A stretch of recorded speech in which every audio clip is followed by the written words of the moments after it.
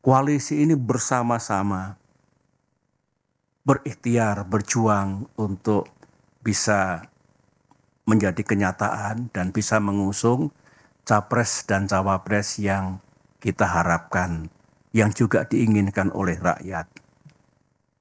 Tiba-tiba terjadilah peristiwa 3 hari yang lalu itu. Kalau saya harus berterus terang, sebetulnya saya tidak naif ya. Saya juga mengerti politik. Saya pernah menjadi capres 2 kali. Saya pernah bersama-sama membangun koalisi dengan mitra. Dan tidak ada yang saya rasakan seperti yang terjadi 3 hari yang lalu itu.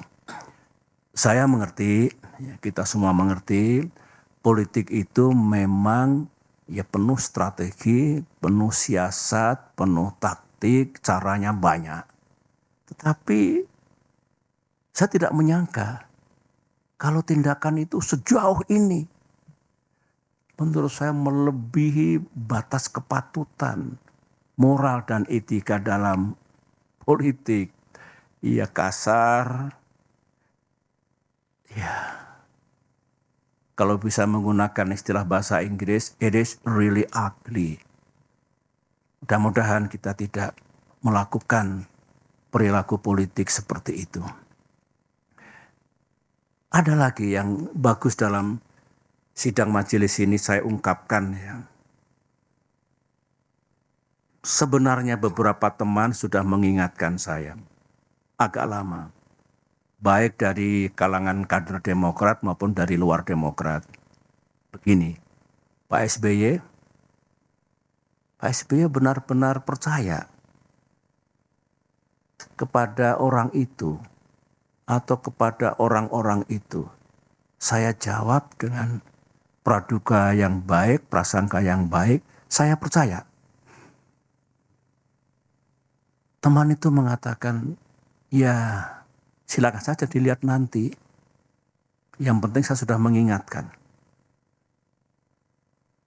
Nah, kalau saya ingat kembali yang diingatkan teman-teman itu lebih dari satu, keputusan sepihak kemarin itu, saya boleh mengatakan keputusan gelap seperti itu tidak sesuai dengan rules kesepakatan, ternyata atau barangkali mengandungi kebenaran. Anggaplah kita salah kali ini. Tetapi kita belajar. Mudah-mudahan kita tidak salah lagi ke depan. Dan mudah-mudahan dengan izin Allah dan ikhtiar kita, kita juga tidak kalah nantinya. Amin. Masih segar dalam ingatan saya, sebagaimana yang disampaikan Bung Iftitah tadi, di ruangan ini, saya duduk di sini, tanggal 25 Agustus 2023, berarti seminggu yang lalu. Pak Anies duduk di sini, dengan didampingi tim 8. AHY memang tidak selalu hadir. Anies menyampaikan kepada saya, didengar oleh semua, bahwa awal September ini, berarti hari-hari sekarang ini, akan mendeklarasikan koalisi ini dalam kapasitasnya sebagai capres.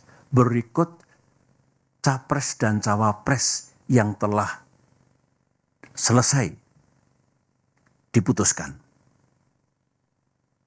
3 hari kemudian, 3 days later, sekarang ini, yang kita dapatkan sesuatu yang sangat mengejutkan itu.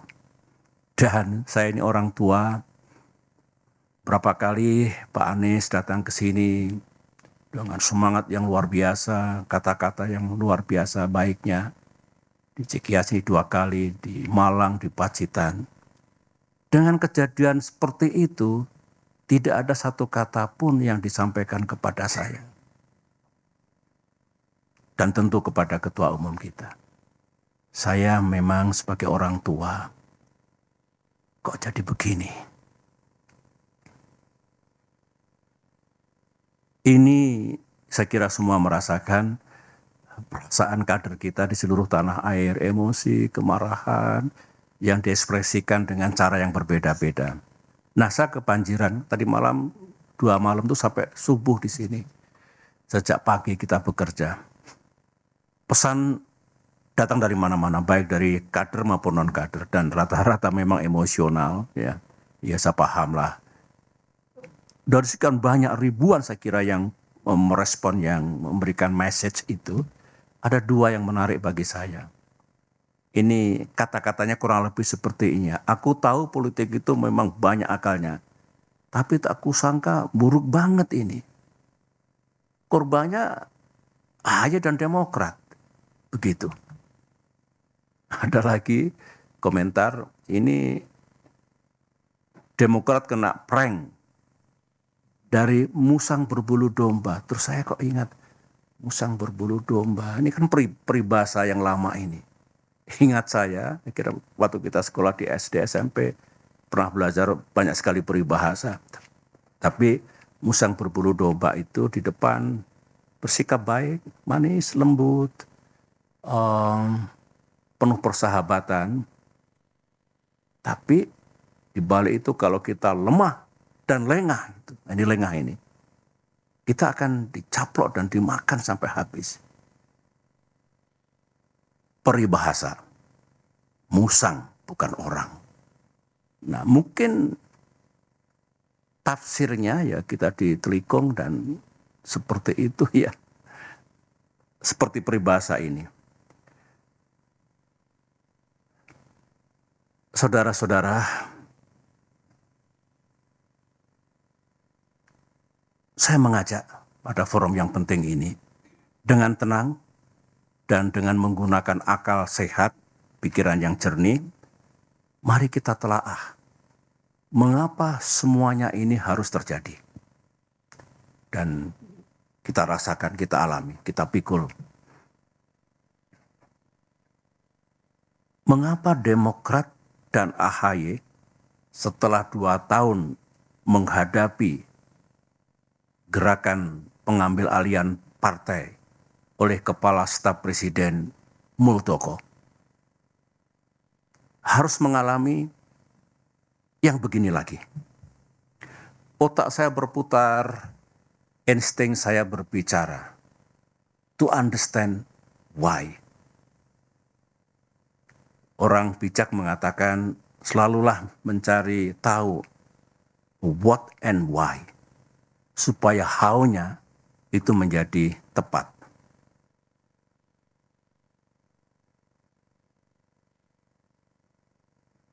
Kader Demokrat dengan pikiran yang tidak happy mengatakan, Pak, kok kita ini, Demokrat ini, ya memang kita oposisi.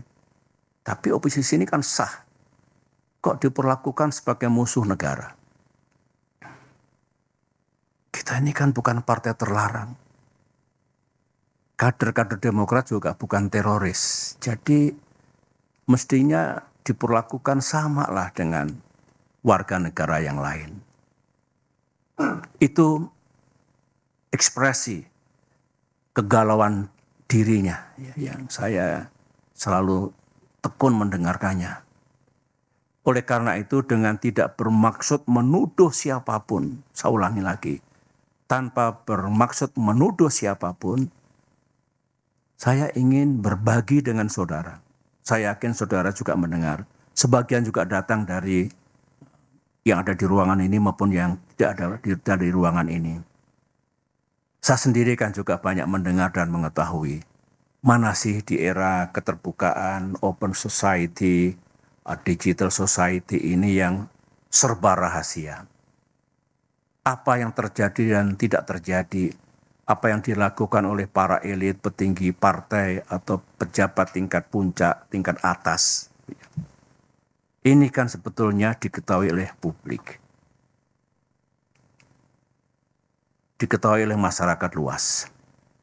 Terutama yang menjadi sorotan publik yang berkaitan dengan Pilpres 2024 ini. Mari kita ingat semuanya, apa yang pernah kita dengar, yang pernah kita ketahui. untuk mencari benang merah. Kira-kira apa ya? Tanpa sekali lagi menuduh dan mendiskreditkan siapapun. Karena kita hanya ingin bicara tentang fakta, kebenaran, dan dugaan-dugaan yang mengandungi logika. Satu, kita semua tahu, Bapak Ibu, memang ada keinginan untuk hanya terbentuk dua pasangan saja, pasangan capres dan cawapres dalam Pilpres 2024 ini. Ada. Jangan ada dusta di antara kita, ada itu. Kita juga tahu ada upaya dan pekerjaan politik untuk membuat koalisi perubahan. Di dalamnya ada Nasdem, ada PKS, ada Demokrat. Itu tidak bisa berlayar. Ada. Kita juga tahu, termasuk informasi yang sangat sensitif untuk membuat pasangan Anies AHY yang sudah menjadi rahasia umum, yang sudah matang sebetulnya sebelum terjadi prahara 3 hari yang lalu itu, pasangan itu tidak akan terjadi. Informasi yang saya dengar ini pekerjaan politik tingkat tinggi.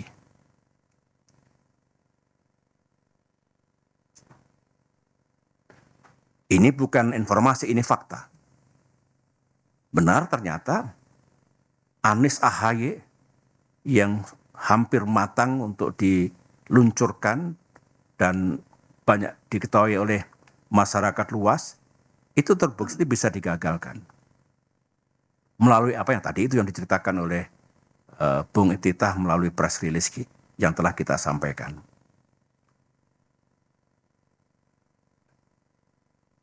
Ini coba.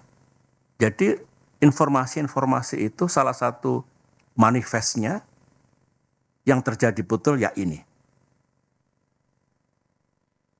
Kita juga tahu seorang menteri sekarang ini, menteri masih aktif dari Kabinet Kerja Pimpinan Presiden Jokowi, secara intensif melakukan lobby, termasuk kepada Partai Demokrat, dengan menawarkan, mengajak membentuk koalisi yang baru.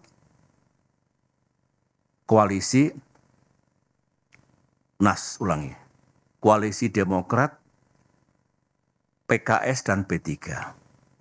Yang bersangkutan mengatakan, yang disampaikan itu, inisiatif ini sudah sepengetahuan Pak Lurah. Kata-kata sang menteri. Bukan kata-kata saya. Kata-kata yang bersangkutan. Dari semua hal yang kita sudah tahu itu, bahkan sebagian bukan hanya informasi, tapi sudah menjadi kenyataan, jadi fakta, kita mulai tertarik dengan informasi yang lain. Saya mengatakan saya tertarik secara pribadi dengan informasi yang lain. Katanya, sekali lagi informasi, semua gerakan, manuver, proses politik yang seperti ini penuh dengan hingar-bingar, yang berkaitan dengan koalisi dan pasangan capres dan cawapres, katanya ada mastermind-nya.